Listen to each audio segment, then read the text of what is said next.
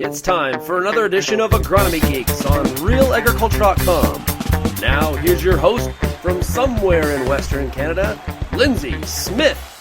Hello and good day and welcome to another edition of Agronomy Geeks. I am your host, Lyndsey Smith, and no, I'm not in Western Canada, but I sure wish I was because it's warmer there and with far less snow. Anyway, all right, this edition of Agronomy Geeks, we are talking clubroot. Specifically, we're talking clubroot resistance, clubroot resistant varieties, the differences between the different types of resistance, and what farmers need to know.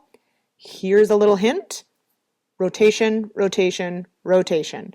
Okay, so this is a bit of a different format. We're going to have two guests on this edition of Agronomy Geeks. We've got Dr. Stephen Strelkov, who is going to talk about what intermediate reaction means, how we measure quote-unquote resistance to clubroot versus how we might measure and rate a variety for blackleg resistance. So we walk through that and we're going to clear the air on that. Then we're going to zip over and talk to Murray Hartman, who's the oilseed specialist in Alberta, and he is going to talk about the importance of rotation, of stewardship, of resistance traits, regardless of what company you buy your seed from. This is just too important to skip over. So now we may be speaking to people from Alberta, but I absolutely want every farmer in Manitoba, every farmer in Saskatchewan to listen very closely because, of course, we know that these spores have been found in Manitoba in several different areas.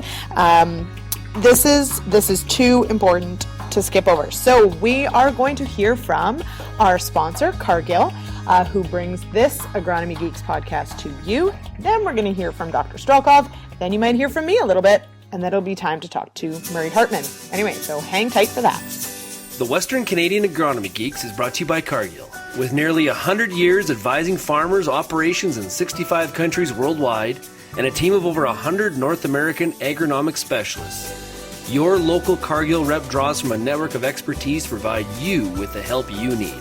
Visit asktheexpertnetwork.ca to learn more.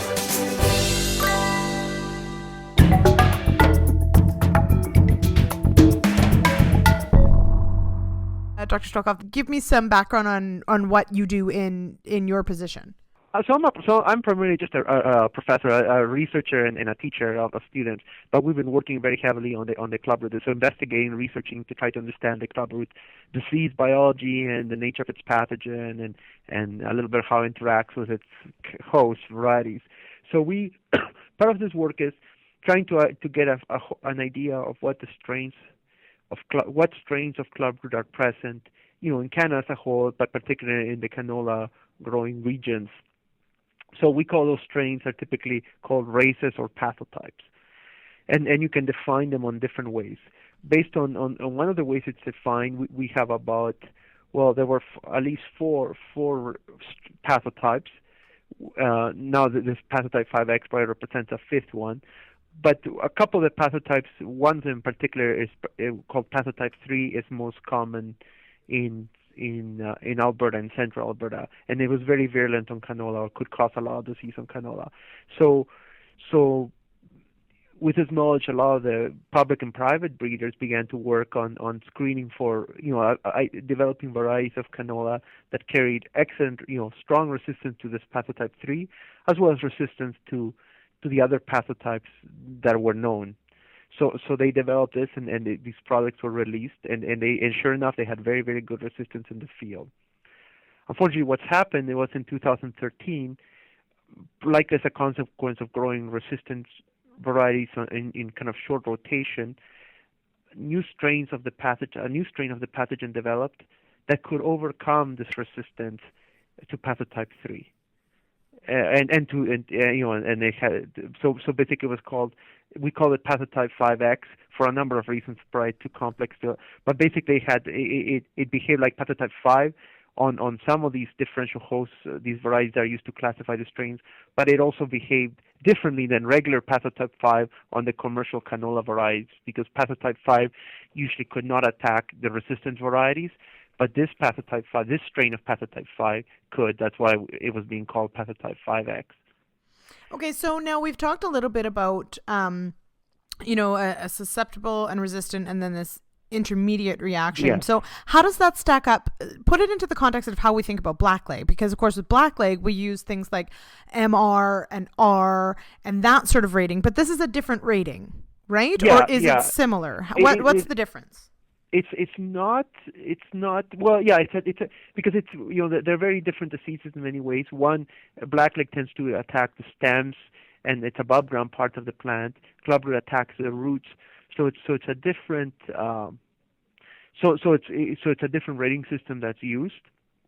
And so when we look at the at the roots, basically we'll score each root individually for a particular variety or treatment, and then we use how many are scored like on a 0 to 3 scale, and then we use that to calculate sort of an index of disease severity that says how badly the roots are galled. So with clubroot, it's not as well defined in terms of modelly resistant, modelly susceptible. It's been left a little bit more open, so we know, okay, this is what we call resistant, this is what we call susceptible, and everything in between is kind of just intermediate, and a reaction that's neither quite resistant nor quite susceptible. So we don't have like a discrete category of, let's say, 30 to 40% is moderately resistant, 40 to 50% is moderate. We don't have as many categories as with blackleg. Okay. So now, and of course, I guess what I noticed from certainly looking at, how large of range this is, or that it's 30% or less would be considered resistant. I mean, I would think then that, this isn't it's not curative, right? So, no. And we know that clubroot, of course, is incredibly virulent, but also can spread so easily if it's reproducing in the field. So, right. So when something has an intermediate reaction, would there still be galls, and what level of reproduction would be happening of the clubroot? Yeah. If it has intermediate response or reaction, excuse me, I'm still recovering from a cold. You would see galling, but it'd be reduced. There'd be less. The galls would probably be a bit fewer and smaller than the galls that develop on a completely susceptible plant. So okay. there would still be some pathogen reproduction and some new galls being produced and spores being released into the soil. So I think with this resistance, but with any other resistance as well, that's the key is the management of the resistance, trying to because if we know the pathogen populations can adapt very quickly, so if we grow the resistant variety in a very short rotation in a field that has a lot of clubroot, it becomes very likely that pathogen population is going to shift or adapt, and we'll be able to break down the resistance or overcome the resistance in a fairly short period of time. And studies have shown maybe 2 to 3 cycles of a resistant variety is enough to cause it to no longer be effective if it's grown in short rotation.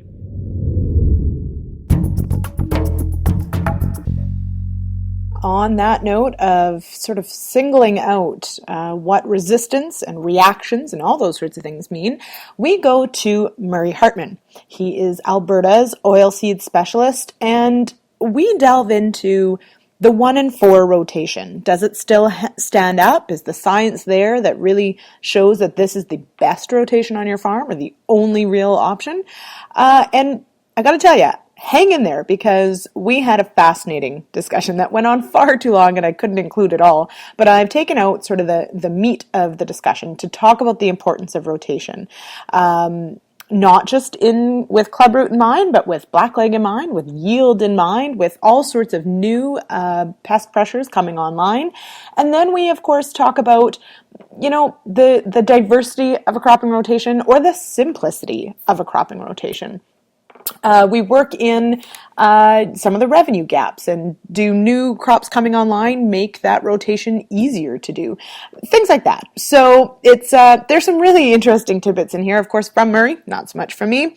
But but to give it a listen. It is a little lengthy, but stick around. There's some really neat, thought-provoking ideas in here, and would love to get your feedback and hear your thoughts on, why you stretch rotations or not, and how you decide which herbicide-tolerant group to use on your farm. Do you rotate away from it? Do you choose a different company's varieties or different varieties within a company? I would love to hear your feedback. But first, we hear from Murray Hartman.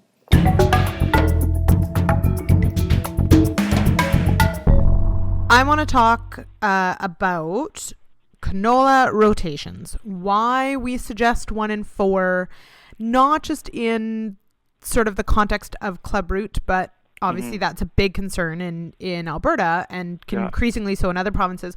But I mean, we've got several other diseases that thrive off of short rotations. So why 1 in 4, and why does that seem so hard? Yeah, the 1 in 4 goes back probably 20, 30 years, and so at that point, we had the rapeseed growers, and we had a rapeseed manual, and that's kind of where it came in. And about that time period is when virulent blackleg was getting established in Saskatchewan and on the Prairies. And so I think that 1 in 4 largely came out as a means of, controlling blackleg, as well as there was, impact on sclerotinia and a few, other pests. But I think the blackleg was the biggest, stimulant to having a 1 in 4. And so does it still stand? And it hasn't really been challenged from the standpoint is it really necessary 1 in 4 now with resistant varieties and other pests, et cetera,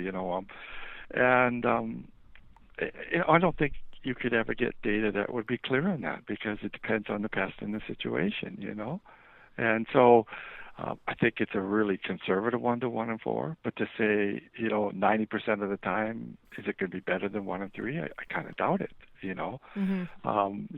But there are cases, and for example, clubroot would be a case. You get that on your field, if you don't have the right resistant variety that's well established, a 1 in 4 is not even going to help you. It's going to need to be longer than that, right? Which we went through with this situation before we had resistant variety. So, it's probably a decent ballpark figure for a sustainable rotation. I think a good argument is whether it's 1 in 3 or 1 in 4, but to go shorter than that, then the data starts to become available that, a continuous canola, or a 1 in 2 does bring more problems with blackleg. There's been probably the most work done on, or just crop insurance data from all the provinces that says, we know that we get a lower yield, and probably most of that is due to pests, although we can't prove that because we'll control the pests and we'll still have a yield loss, maybe not to the same extent, So, it's a difficult one to generalize, over situation, soil zones, different pests, et cetera, And then, so that's, coping with existing problems. But then when you start speculating, okay, well, if a new pest is coming in, say like Swede midge or something like that, how much will a long rotation help to delay that pest to get established and spread and all this kind of stuff, right? So what's the answer? So the answer, it's going to help, but we really can't quantify it and say how much, right? Well, and something like clubroot, if the varieties you're using have no resistance, a 1 in 4 doesn't really help, right? Because it persists in the soil far longer than 3 years. Yeah. And so you start growing a resistant variety. So, okay, I'm going back to 1 and 2, but then there's the aspect of use that specific resistance, and we know this all the time from antibiotics and whatever, that the population of the pathogen will evolve and overcome it. Right? Well, and so resistance then the short isn't rotation perfect. is bad from that. So it's like, we tend to want to rely on the little tools and not rely on one big general tool, and thinking we can maybe, skirt the problem by, doing a rotation of varieties or a rotation of resistance. And maybe that helps a little bit, but that ignores all the other problems. Like, for example, with blackleg, we've been trying to go down this road to get some documentation of differences in blackleg resistance so we could rotate varieties, right? And help keep that problem down. But that ignores the impact of rotation on things like clubroot or things like maybe perhaps sclerotinia or root maggots, et cetera. You see, so to pick on the little tools and say, yeah, they're going to substitute the overall benefit of a long rotation is a little bit understating, the overall value of rotation. Yeah. So, but you did hit on a key point that I think bears repeating, and that's whether it's blackleg or clubroot or any other disease that we may have some resistance for, choosing a resistant variety or partially resistant variety, whatever that means, does not take the place of a longer rotation. No, it won't. So that's and that's been documented in other crops and other biological systems too. So we're not unique that way. And how fast these problems occur, obviously if you have a short rotation, it's going to create the problems to be bigger, faster. It's like having a grass fire when it's windy or not, and I think producers though have just got jaded a bit to the fact that the long-term impact doesn't show up on the bottom line. You can't decipher that on your profit very easy versus short-term economics you can. And over my career, I've seen that producers have gone from a pretty set rotation, diverse, to really responding. I'm going to grow what's going to make me the most money in the next couple of years. That's simple. What does the rise of corn and soybeans or faba beans in Alberta, what does the rise of having other cropping options and potentially lucrative cropping options, does it make it easier? Is it still, do people just love their 1 and 2 for canola? I think you hit a little bit of point, is that a 1 and 2 rotation is kind of simple, right? Bins, varieties, and they tend to grow almost all the same variety of canola, so they're all spraying with the same system, so all of a sudden it kind of makes things easier to manage. So that may be part of it, but certainly I think, when they're looking at some of these alternative crops, it's kind of like what canola was 40 years ago. Well, that's a little hard to start learning how to grow a new crop like soybeans or corn or faba beans, right? New pests to try to figure out how the equipment to seed it, and so that's some of the disadvantage. Even if there's some money to be made, the farmers are a little bit reluctant to jump into stuff that they don't know how to grow.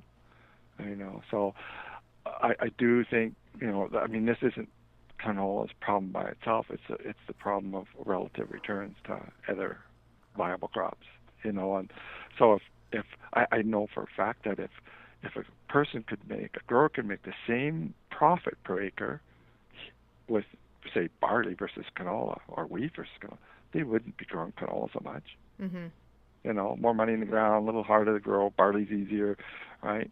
But no, there's a certain point where they get accustomed that this is much better returns, and I'm going to stick to it. And now it's a little simpler with herbicide, tolerance, etc. And for the most part, they seem like they're going to continue this trend. So let's say we can't necessarily push the 1 and 4 without likely enforcement, because of course we do. There are counties in Alberta that with clubroot that have the 1 and 4, and the ag fieldmen do enforce that. How then, if farmers are going to push rotations a little, what are other ways that they can make more margin on that crop? So if as soon as you jump into a riskier kind of situation, which I think shorter rotations are, to me that's got to come with the strings of, I'm going to be monitoring my field a lot more carefully. I got to be looking for things that's starting to go wrong before it explodes and I'm caught with a bad situation and lost money. So to me those goes hand in hand. If you are a 1 and 2 rotation and you think you can continue it, you better be scouting for the clubroot and the blackleg and maybe the sweet midge coming in, and now they've got verticillium wilt. But so there will always be these new pests. And it's not just canola, but it's the wheat side of the story too, that you got to be, with fusarium, etc. You better be scouting this stuff, because if something shows up in the field that you can't manage in that rotation, you have to do something different there, right? And but the key is to catch it earlier before it builds to the extent where it's caused you economic loss, right? Right. So to me, that's a real key component of all this. The other thing is that some of the scientists now got them convinced that this isn't going to go away. So we need research into how can we change things under short rotation. 1 and 2, I'm kind of referring to mainly, that would make it more sustainable or make it less vulnerable to pest change, et cetera. So, or figure out what is the yield loss on a short rotations that's not related to pests. Is it other issues of fertility or allelopathy and weeds?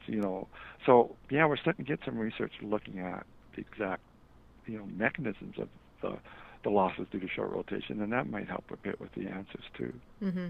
But I mean, as you said, that canola is with our herbicide tolerant systems. Yes, it's more money in the ground, but in some ways it's simplified things. So it is.